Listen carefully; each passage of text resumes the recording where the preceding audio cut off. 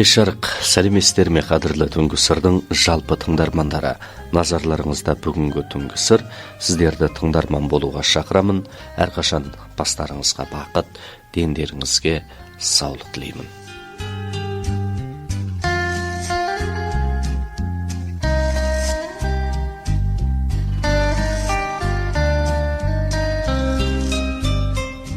Сүйікті түнгі сырдың жалпы тыңдармандары. Түнгі сырдың бүгінгі кезегінде біз бақыт туралы, күлкі туралы, мынау қамшының сабындай қысқа ғана әсем ғұмырымыз туралы әңгімеде болайық.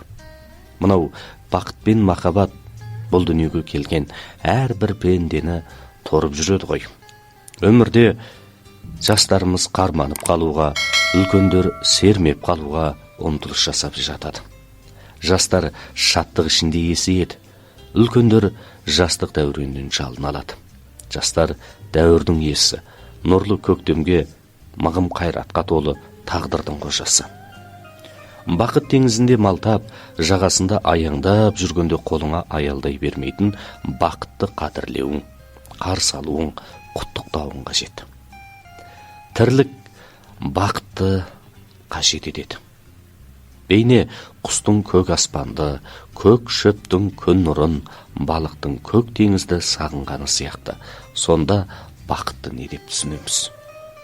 Бақыт арманның ақырласуы ма? Танымның шеңбері ме? Балалық шақ па, әлде түс пе? Сәуегейдің сиқыры ма жоқ? Ойлампаздың өнері ме? Иә, барлығы да бақыт есептеледі. Мұны тобықтай түйінге жинақтасақ, бақыт өзгерістен келеді. Бақыт жолын табу үшін идеямызды өзгертіп, сананы тарихтың объектив заңдылығына сәйкестіруіміз керек. Төле бидің баласы Шымыр Байғараби қайтыс болғанда көңіл айтып келіп отырған Ақтайлақ шешенге өтірік пен шынның арасы қаншалық деген сұрақ қойыпты Ақтайлақ шешен. Өтірік пен шынның арасы үш ағелі. Құлақпен естіген өтірік, көзбен көрген шын деп жауап беріпті Шымыр би. Тағы да сағат деген не, қанат деген не, жәннат деген не, болат деген не, ағат деген не деп жалғасты сұрау тастапты. Сонда Ақтайлақ шешен, кеудеңдегі жүрегің сағат емей немене, астыңдағы жүрегің қанат емей немене, тоқтышақтың терісі жәннат емей немене, аузыңдағы 30 тіс болат емей немене, өтірік айтқан бір сөзің ағат емей немене деген екен. Иә, күлкі күнделік өмірдегі және көркем өмірдегі адамдарға бір эстетикалық ләззат сыйлайтын фактор ғой. Күле білу өмір, күлдіре білуде ол да өмір. Күлкіге қалу өлім деп тұжырым текке айтылмаған ғой. Шының қуғанда күлкі көңілдің көркі, көңілдің ажары, жанның азығы. Еш нәрседен қорықпайтын адам күлкіден қорқады деген екен. Сол сияқты мүлкіңнен айырылсаң да күлкіңнен айырылма. Күлкіні жай зерттесек, түрі де, характері де алуан түрлі болады ғой. Мысалы, біздің өмірдегі жымиып күлуіміз разылықтың, қарқылдап күлу шаттықтың, жайраңдап күлу көңілділіктің, ойлана барып күлу түсінгеннің, жалпылдап күлу жағымпаздықтың, бетті баса күлу ұялудың, сырт айнала күлу мұқатудың, және мына миығынан күлу жақатпағандықтың белгісі. Қазақта күлгенді сұра, көргені бар, жылағанды сұрама, өлгені бар десе, күлкіні көңілдің қуанышына бөлеп жатамыз. Адам өмірінде қуаныш пен қайғы, өмірдің күнгейімен теріске иіспетті. Адам өмірге келісімен жақсылыққа, шындыққа, ізгілікке, жаңалыққа құштарланады. Құштарлық адамды қуаныш пен қайғының алма кезек жекпе-жегіне шақырады. Халқымыз қайғы жеңіп, шат жүруді әдетке айналдырған кең мінезді халық. Мұхтар Әуезов қазақ өзі күлдіргісі көп, күлкісі мол, ысқақшыл да мазақшыл ел дейді.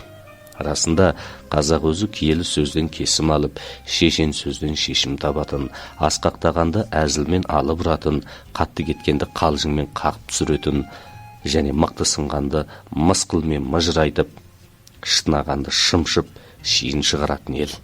Бұл қасиет те бәрімізде бар бәлкім.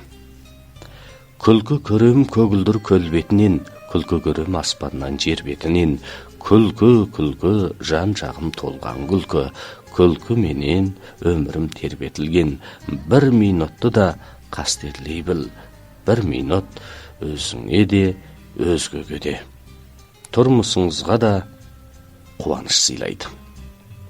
Бір минутта біз атырапқа көз салып, жайнаған гүлдерді тамашалап, мөлдір бұлақтан ләззат аламыз.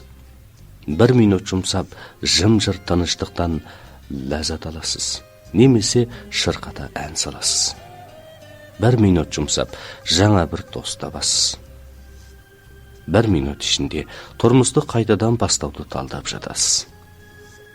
Бір минутта жауапкершіліктің ауырлығын, біреуді күтудің мазасыздығын, екі ұдайы болудың қасіретін, үмітсіздік, шарасыздық, жалғыздықтың тақсіретін, сәтсіздіктің азабын, жеңістің шаттығын сезінесіз.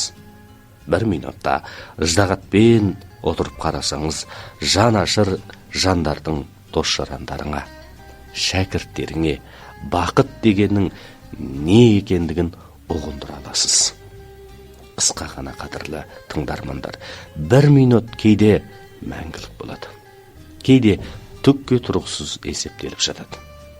Айырылысып алысқа сапар шеккенде, немесе қоштасқанда, бір минут төтенше қымбатты сезіледі. Қызметке шығуда кешігу, кешікпеуге де осы бір минут себепші болады. Бір минут ішінде біреуге ләззат бағыштай аласыз, сүйіспеншілікке бөлене аласыз. Бір жан иесін бәлкім құтқарады аласыз. Бір минутта қас қағымдай сезілгенімен, алайда тұрмысыңызға өшпес із қалдыруы ғажап емес. Бір минутты ең соңғы бір минут деп білуіміз керек.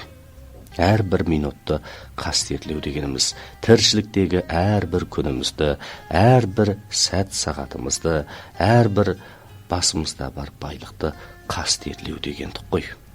Барлық жан иесін қастерлегенде ғана тіршіліктің қымбатын сезіне аламыз, қадірлі тыңдармандар. Уақытты қастерлегендік. Әрине, біз өмірді қастерлегендік болып есептеледі.